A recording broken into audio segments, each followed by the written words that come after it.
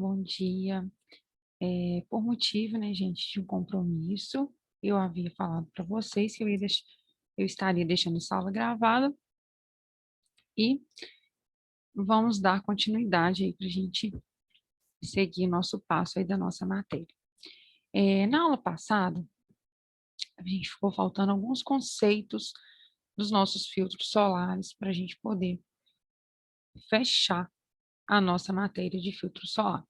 Então, eu vou compartilhar a tela aqui com vocês e a gente vai explicar aí alguns tópicos.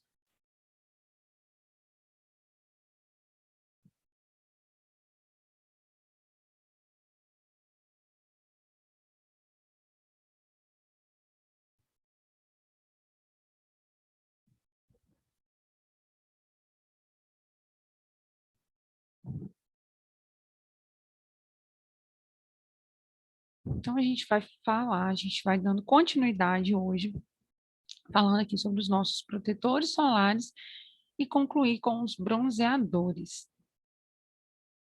Gente, olha só, é, eu peguei alguns tópicos dos primordiais, os mais importantes, para dar para completar esse nosso material de filtro solar.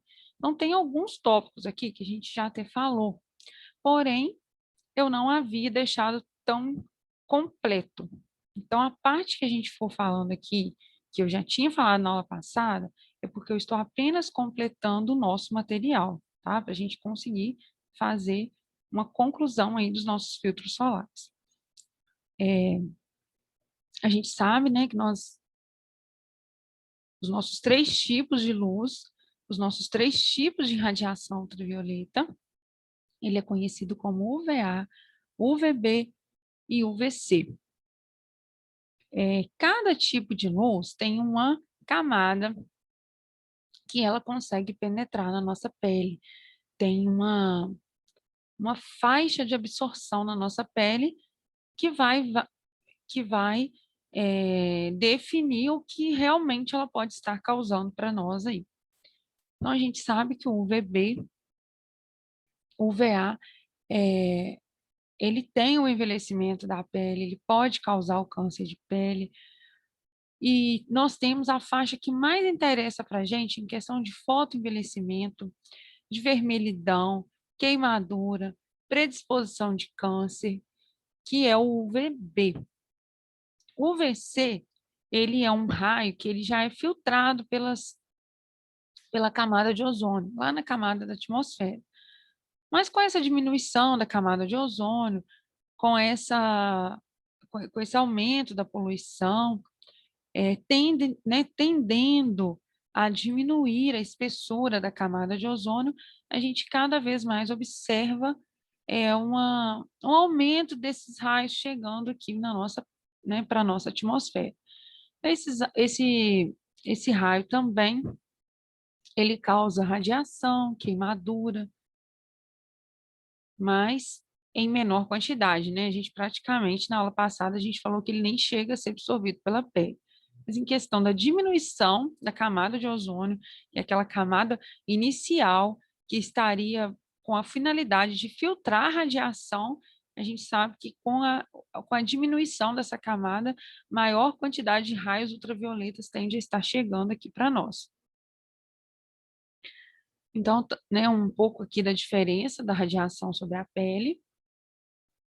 Aquele esqueminha bem clássico lá da camada, né, da derme, a epiderme, a hipoderme, a camadinha da pele aqui para vocês. E a forma que esse raio consegue penetrar, né? Até onde esse raio consegue estar penetrando na nossa pele. Lembrando que os raios UVB, eles são raios que ficam na pele, na camada mais superficial da pele. O UVA tem uma absorção em camadas mais profundas aqui da nossa pele.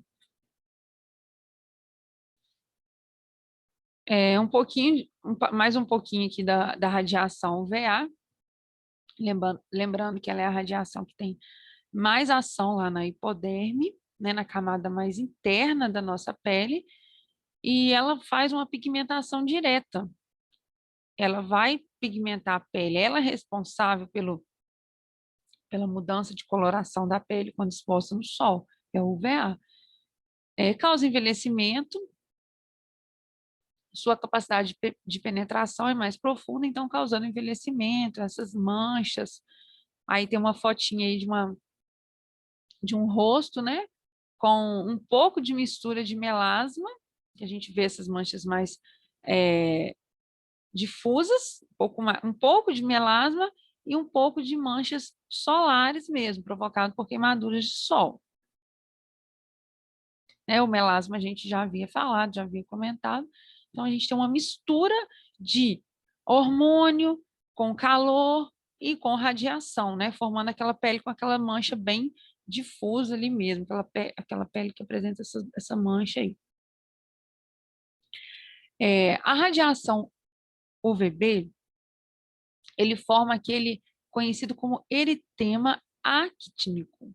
Esse eritema, ele vai, né, dependendo, ele vai alterar a sua intensidade de acordo com a sensibilidade de cada pele e com a duração da exposição de cada pele, né? Então, peles mais sensíveis tendem a ficar mais vermelhas, né, com maior chances de desenvolver o eritema, né? O eritema é a própria pele com mancha vermelha, com mancha escura, é aquela pele que está sofrendo a ação do raio ultravioleta, formando esse eritema. O eritema é como se fosse a espécie da nossa pele que sofreu a radiação com aquela mancha, com aquele vermelhidão. O UVB, ele pigmenta indiretamente a pele. O UVA, ele pigmenta direto. Ele é responsável por pigmentar. O UVB, ele já pigmenta de forma indireta. O UVB, ele é responsável por espessar a camada córnea. Então, ele é muito ligado com o envelhecimento, conhecido como nosso fotoenvelhecimento. Então, raios ultravioletas UVB, a gente tem mais destaque para ele, a gente tem que ter mais preocupação com ele. Eles, sim, espessam a pele, espessa a minha camada córnea. Minha camada córnea espessa é aquela pele velha, é aquela pele típica de pessoas que estão expostas mesmo ao sol e mostram esses sinais de envelhecimento, né? Ele causa o envelhecimento prematuro da pele. Então, por isso que a gente, né, observa aí que às vezes pessoas tão jovens, mas com sinais tão fortes de envelhecimento que foram atenuados, que foram acentuados pela exposição de raios ultravioletas e principalmente pelos raios UVB. Então, gente, a nossa pele, quando a gente fala, quando a gente fala que a nossa pele faz um espessamento, quando a nossa pele faz um bronzeamento, a gente tem que entender que isso seria um mecanismo de proteção natural da nossa pele. Então, por que que quando eu me exponho ao sol, eu fico bronzeada, eu fico com a pele mais escura? Ah, é por questão de estética, é para ficar bonito, é porque o meu queratinócito ele hiperpigmenta? Não. A gente vai ter que lembrar que pele que fez processo de escurecimento, pele que espessou, é uma forma da nossa pele se defender, é um mecanismo de defesa, é uma reação contra os raios ultravioletas. Então, eu tenho basicamente dois mecanismos que eu estaria me defendendo contra a minha radiação. E esses são chamados de proteção natural da minha pele. Primeiro, eu espesso a minha pele, né, com uma camada de queratina. Então, uma pele com excesso de sol, eu posso passar a mão nela e ela está áspera, né? Porque a queratina, ela forma aquela camada que tem todo aquele processo, né, da descamação da pele, que vem a produção lá dos queratinócitos, vem até a superfície da pele, formando uma pele mais grossinha, né? uma resposta natural, né? Uma proteção da pele. Ah, essa pele está sendo estimulada, eu tenho que me proteger. O organismo subentende assim. Então, ele manda queratinócitos para essa pele. E a produção da melanina, né? O pigmento da nossa pele para ficar uma pele mais escura, uma pele que tem uma proteção natural a mais, né? A gente não fala que pele branquinha é pele mais sensível? Então, a pele tem esse mecanismo natural, aumentar a produção dos melanócitos, porque né, ativar os melanócitos, aumentar a produção da melanina, estou me defendendo de uma forma natural. Então, gente, é, todo esse mecanismo que a nossa pele faz, toda essa nossa proteção natural, é apenas uma reação aos raios ultravioletas. Mas a gente não consegue impedi-los de entrar na nossa pele. Ou seja, eu apenas tenho reação, mas a ação dos raios na nossa pele está acontecendo. Então, por mais que a gente tenha essa defesa, a gente não pode contar com ela, né? A gente precisa de nos proteger, porque os efeitos dos raios, eles não são apenas nesses dois tópicos, né? Ou escurecer ou espessar uma pele. A gente sabe que ele tem outras ativações de células, ele tem a participação de ativação dos radicais livres, e a gente sabe, né, que está diretamente aí ligado com o câncer de pele. Então, falando aqui mais uma vez sobre os filtros solares, a gente fala que são substâncias que conseguem absorver, refletir e dispersar a radiação que incide sobre a pele, né, de três formas. Quando eu uso um filtro UVB, eu estou absorvendo todos os raios, né, que são responsáveis pelas queimaduras celulares. Então, ótimo, né? Filtro com um bom UVB, eu estou conseguindo absorver. Quando eu associo UVA e UVB, eu estou absorvendo total essa radiação nociva para minha pele. Então, gente, a importância de filtro solar é muito grande, né? Eu acho assim, a gente deveria usar filtro solar como hidratante. Dias frios, dias nublados, dias ensolarados. Filtro solar, ele trata, né, não só a luz do sol, né? Que a radiação ela não vem só do sol, como nós falamos na aula passada.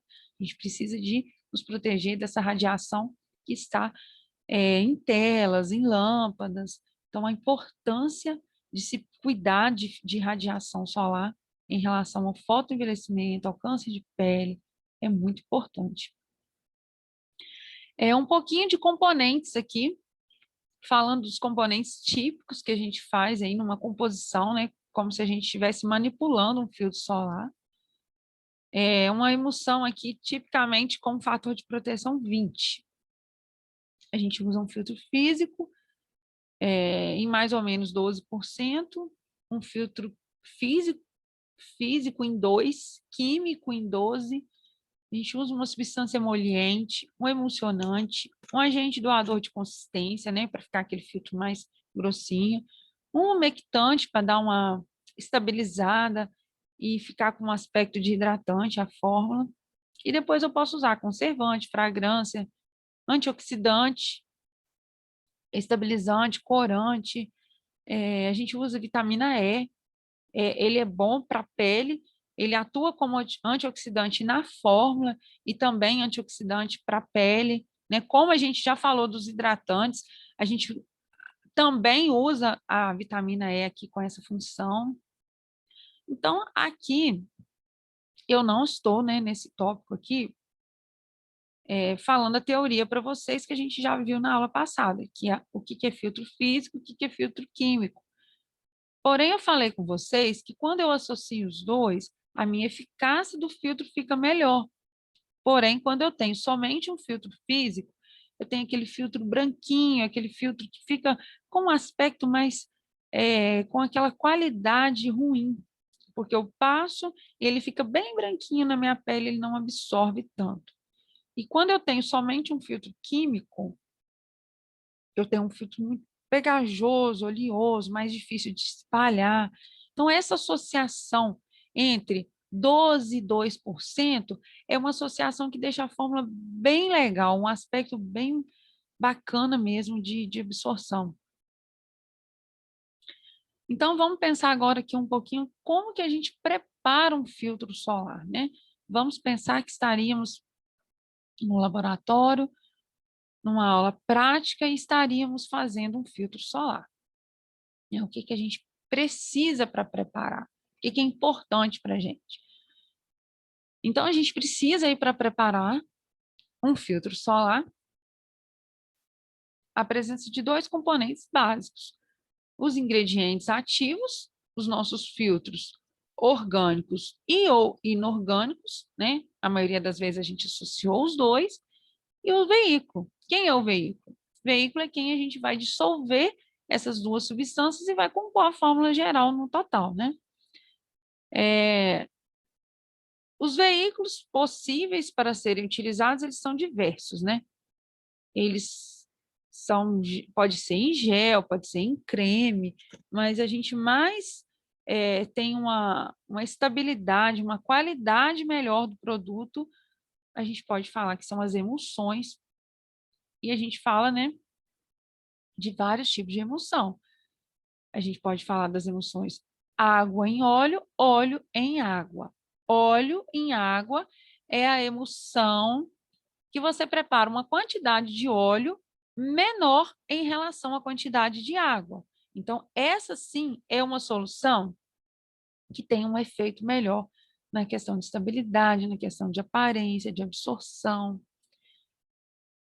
E então, gente, os veículos empregados, eles nas nossas preparações fotoprotetoras, como eu já falei, a gente tem solução hidroalcoólica, creme, gel, loção emulsionada. Então, vamos falar um pouquinho aqui como se a gente estivesse passo a passo lá no dia a dia de um laboratório. Fase 1. A gente estaria dispersando o meu polímero carboxivinílico na água para a gente conseguir homogeneizar até a completa dispersão, adicionando os demais componentes nessa fase. Então, a gente precisa de processos de aquecimento em torno de 75 graus para poder homogeneizar esse polímero carboxivinílico. Então, primeiro passo, eu adicionei um filtro químico, né? O meu polímero carboxivinílico é o meu filtro químico. Depois que eu consegui fazer essa completa homogeneização, né? Eu estou com o meu grau, com o meu pistilo, ou eu estou lá no Becker, né? Quando a gente fizer aula prática, a gente vai conhecer a nomenclatura melhor aí dos equipamentos, dos nossos utensílios que a gente usa no laboratório.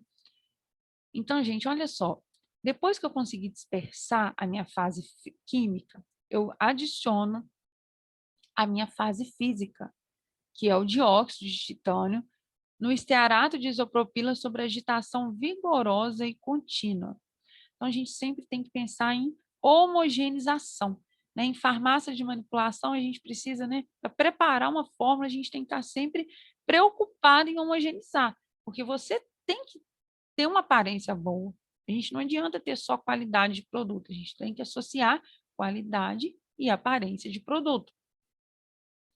Então, a gente vai conseguir adicionar esses componentes nessa fase, em 75 graus também, e vai verter as fases, né? Eu fiz duas fases, eu fiz fase 1 e fase 2. O que é verter? Verter é misturar, mantendo a agitação. Depois eu vou iniciar um resfriamento sobre agitação suave. Vou deixar aquele processo resfriar e não vou deixar ele só parado lá, não. Eu também tenho que estar sempre homogeneizando. Aí a fase 3, a gente dissolve o imidazolil de ureia na água, adiciona sobre a mistura, geralmente quando atinge uma temperatura de 50, 55 graus. E a fase 4, a gente solubiliza a trietanolamina na água, adiciona nessa mistura, mantém a agitação, adiciona essência, algum outro umectante, né? A trietanolamina aí tem a função também aí de fazer a imidazoniureia também tem ação umectante, a trietanolamina tem ação emulsificante. Então, a gente vai agitando até atingir uma temperatura 40, depois ele recai para a temperatura ambiente. Então, gente, esse aqui é um processo básico, né? Mais ou menos dessa forma. A gente nem sempre segue esses passos, a gente pode, né, dependendo do que a gente tem de matéria-prima, a gente segue de uma outra forma. Então, assim, só para vocês terem uma ideia, é passo a passo, como se fosse uma receitinha de bolo mesmo. Aí aqui um pouquinho das figuras que mostram aí o que a gente foi falando, né?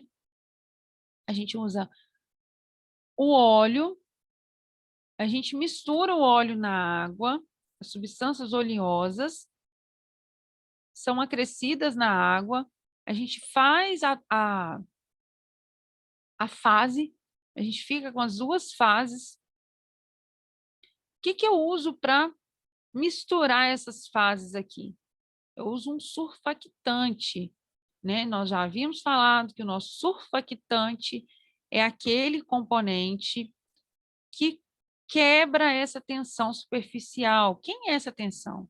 É aquela parte que não deixa a água misturar no óleo. Fica como se fosse uma barreira aqui, ó. Aí, o que o surfactante faz? Surfactantes são essas estruturas aqui que tem tipo um alfinete, tá, gente? Essa estrutura tipo alfinetinho aqui é o surfactante. Aí, o que ele faz? Ele engloba a partícula oleosa para ligar com a partícula aquosa. Então, de repente, a gente solubiliza, porque a gente fez como se fossem cheios de alfinetinhos nas moléculas de óleo para que elas conseguissem entrar dentro da fase aquosa. Então, essa estrutura aqui ele já está completamente dissolvido. Ó. Ele já conseguiu encaixar toda a sua parte, que ele tem uma parte com afinidade com água, outra com óleo. Então, ele fez aquela pontezinha, né?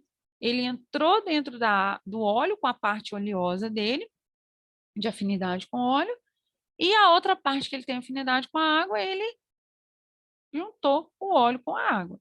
Então, o surfactante não é novo para a gente, né? A gente já viu nas aulas passadas, e nós vimos que ele tem essa espécie aí de formato de alfinetinho, porque eu tenho uma parte polar e outra é apolar. Essa estrutura dele é devido a essas funções aí. E o meu produto final, eu tenho uma emulsão que está disperso fase aquosa em fase oleosa. Então, gente, o surfactante, né, ele interage com a água e o óleo e vai estabilizar essa função aí, essa emulsão, perdão. Mais um pouquinho de conceitos de filtros solares físicos e químicos. Os físicos, eles bloqueiam o sol, ele tem maior quantidade de dióxido de titânio, né? Nós falamos também do dióxido de zinco.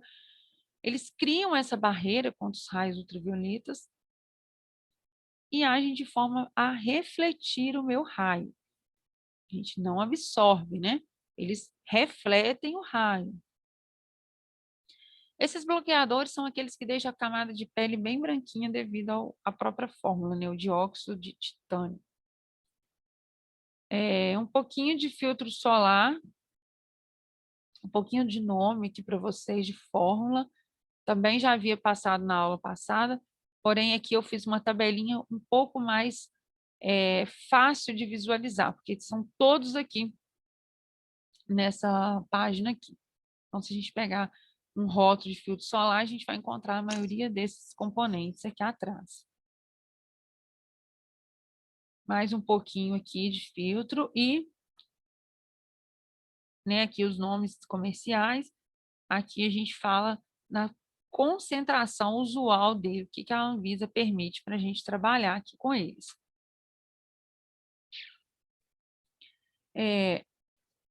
Os filtros físicos, eles têm, né, como se fossem pigmentos cristalinos de efeito transparente.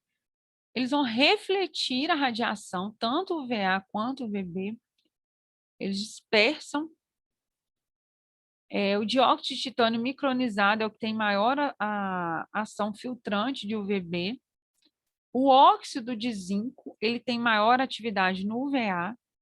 Então, possivelmente, a gente até tem filtro solar que tem tanto dióxido de titânio quanto o óxido de zinco. Às vezes, a gente associa até os dois mesmo. Temos também o TiOVU, que é uma solução de 40% de dióxido de titânio. Nós também temos o ficocorail, que é uma microbiocerâmica vegetal que também protege aí contra os dois tipos de raio, e ela é hidrorreguladora, ela tem uma boa dispersão aí em água. Vamos falar agora um pouquinho de quem que a gente usa para potencializar o filtro, o efeito de um filtro solar químico. A gente tem a vitamina E. Então, olha só, a vitamina E é mais uma função dela aqui para a gente. Ela pode atuar, além de atuar como antioxidante da fórmula, da pele, ela também tem efeito anti-eritema, ela não deixa com que a pele fique vermelha, ela ajuda a tirar o vermelhidão da pele e faz aí também a a proteção. Ela concede uma proteção em torno de 3,7, um fator de proteção solar de 3,7. Ou seja, acrescido, né? Eu estaria aumentando, potencializando o meu protetor solar. Em torno de 5% de vitamina E na minha fórmula que a gente usa, a concentração usual dela. Alguns fatores que interferem no fator de proteção solar, a gente fala que é o tipo de pele, idade, quantidade de pelo. Sudorese e natação, né? A gente falou que o produto tem que ser aplicado, compromete a função protetora quando a gente vai, né, nesse processo de suor, processo de água. Então, natação, sudorese intensa, a gente tem que reaplicar o produto. Alguns fatores ambientais, como temperatura, umidade, intensidade de radiação, concentração do agente filtrante. O aumento do fator de proteção não ocorre de forma linear em relação ao aumento do filtro. Então, é importante a efetividade de produto com filtro solar num período máximo de 80 minutos. Ou seja, tem uma tabelinha, uma regrinha que fala que nem quando você faz um aumento da proteção solar, você está aumentando a sua proteção em relação ao tipo de raio. Então, a partir de 30, a gente já tem uma boa eficácia, uma proteção boa, porém, quando a gente tem um filtro solar fator 60, 80, 100, a gente tem praticamente quase a mesma proteção, porém com mais quantidade de filtro que vai deixar um tempo um pouco maior, tá? Mas lembrando que em torno de 80 minutos a gente deve reaplicar esse produto, sim. A estabilidade dele é no máximo de 2 horas. Então, sempre protetor solar deve ser aplicado de 2 em 2 horas quando estiver em exposição aí direta no sol. Também, né, em banho de mar, piscina. Preparação com filtro solar à base de água, a gente usa somente emulsão, não usa gel, porque senão o gel é em água, né? A base do gel aí é a água, então se a gente fizer um protetor solar, a prova de água em gel, mentira, né? Se, ele se desfaz todo aí quando entrar em contato com a água, ele consegue, né, se dispersar aí. Validade de produto com filtro solar de 3 meses a 2 anos, né? Dá uma observada nisso aí também, a gente tem que ter a forma correta de armazenação, né, de armazenamento, de uso. Tem um artigo aqui, gente, eu queria que vocês dessem uma pesquisada, a gente trazer esse artigo aqui para a próxima aula. Alimentos com ação fotoprotetora. Possível prevenção do câncer de pele? Então, isso aqui é tópico de estudo para vocês, tá? A gente vai fazer comentário desse artigo aqui na próxima aula. Então, prestem atenção. Para terça-feira, a gente vai trazer esse artigo, vocês vão pesquisar esse artigo e a gente vai fazer o comentário dele. Link do vídeo sobre filtro solar. Eu iria até passar ele aqui para vocês, mas acredito que a aula vai até terminar aqui. Então, eu vou deixar esse link disponível para vocês fazerem o acesso e dar uma observada aí, alguns tópicos, algumas teorias aí finais sobre filtro solar. Para fechar, a gente fecha com bronzeador, né? Falamos de proteção solar, agora a gente vai falar um pouquinho de bronzeador. O bronzeamento solar não é nada mais do que o escurecimento da pele, que o escurecimento já vimos que é uma resposta natural estimulada, né? É uma resposta fisiológica que foi estimulada pela radiação solar, foi estimulada pela radiação ultravioleta.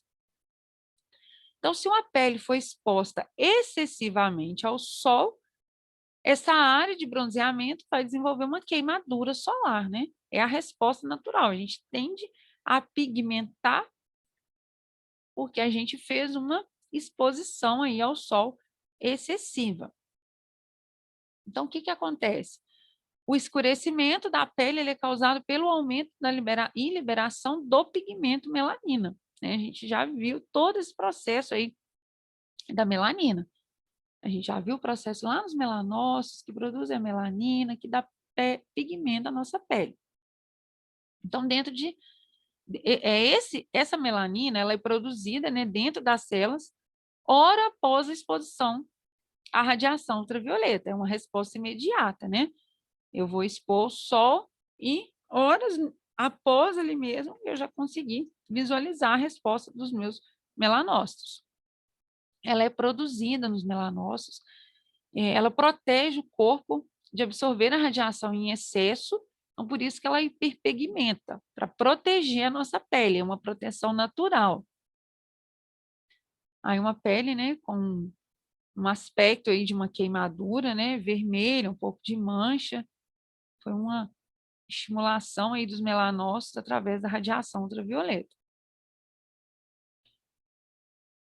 Produtos de origem natural que atuam na pigmentação da nossa pele. Vamos falar agora um pouquinho dos fotossensibilizantes. São as principais 5 famílias de planta que contêm esses fotossensibilizantes, né? Que estimulam os nossos melanócitos, mas de forma, né? São plantas que têm essas substâncias. A gente conhece ela como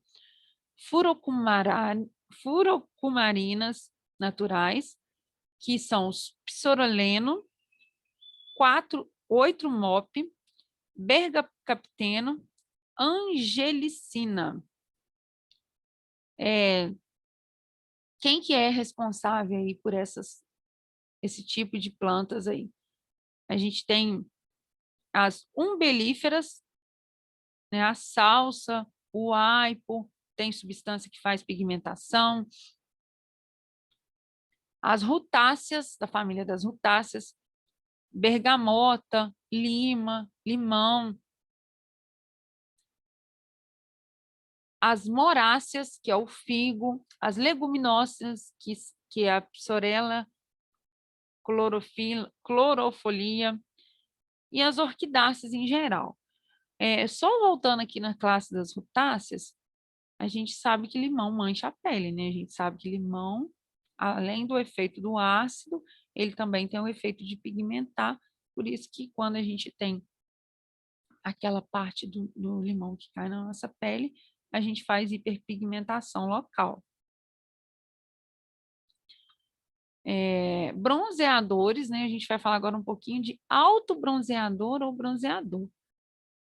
Só voltando aqui, gente, para concluir, existem muitos bronzeadores solares que têm na composição esses componentes dessas plantas aqui que ativam o processo de bronzeamento. Autobronzeador, então, ele tem essa capacidade de pigmentar a pele sem a necessidade de você expor ao raio ultravioleta, né? Geralmente, os autobronzeadores, a gente passa ele em casa mesmo, sem expor à luz, né? Dentro de casa, sem exposição direta de luz. Um exemplo aí é a dihidroxiacetona ou a eritrulose. Aí nós temos também os aceleradores de bronzeamento. Esses têm fórmulas coativos que vão tornar o processo de bronzeamento mais rápido, mantém a pele pigmentada por mais tempo. Aí a gente usa geralmente as tirosinas e os seus derivados. Lembrando que quando a gente fala em tirosina, a gente fala lá daquele aminoácido que a gente viu lá no melasma, a tirosina, aquele aminoácido que sofre oxidação, né? Ao sofrer oxidação, ela dá origem à melanina pela enzima tirosinase. Então, olha só, a gente volta lá naquele processo que a gente viu do melasma. Então, quando eu uso no meu bronzeador substâncias ativas que contêm tirosina, eu estou precisando de fazer todo esse ciclo aqui para pigmentar, que eu vou formar a melanina no produto final, né? A tirosina sofrendo oxidação através da enzima tirosinase, formando a DOPA, mais a ação da enzima tirosinase dopaquinona. A dopaquinona vai formar dopacromo, eumelanina, e a dopacisteína, felmelanina. Então, são dois pigmentos que dão cor à pele, né? Quando estimulados, dão cor à nossa pele. Substâncias ativas de hidroxiacetona, que é o DHA, a gente volta aqui no processo de substâncias, né, que a gente pode usar como nos nossos bronzeadores, pode ter nos rótulos aí, na fórmula dos nossos bronzeadores. A gente falou primeiro da tirosina, agora aqui do DHA, que é a dihidroxiacetona. A dihidroxiacetona é um açúcar simples de 3 carbonos. Ela é preparada pela fermentação do glicerol, não apresenta toxicidade. O mecanismo de ação dela, ela vai reagir com o aminoácido presente lá no extrato córneo e vai promover um outro tipo de pigmento que é chamado de melanoidina. Essa melanoidina tem aquele pigmento amarelado. Então, aqui está mostrando do lado um pouquinho do processo que acontece, né?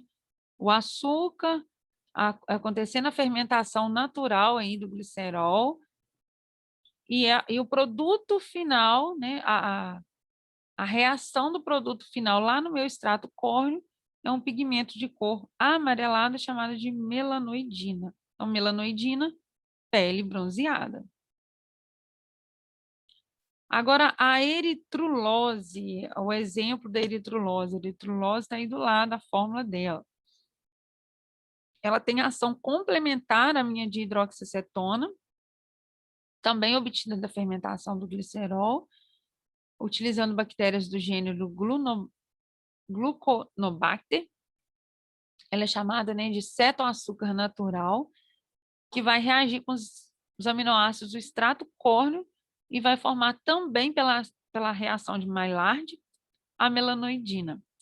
Reação de a gente fala aqui, ó, condensação de Maillard, gente, olha, essa estrutura aqui, esse esquema aqui do lado é chamado de condensação de Maillard.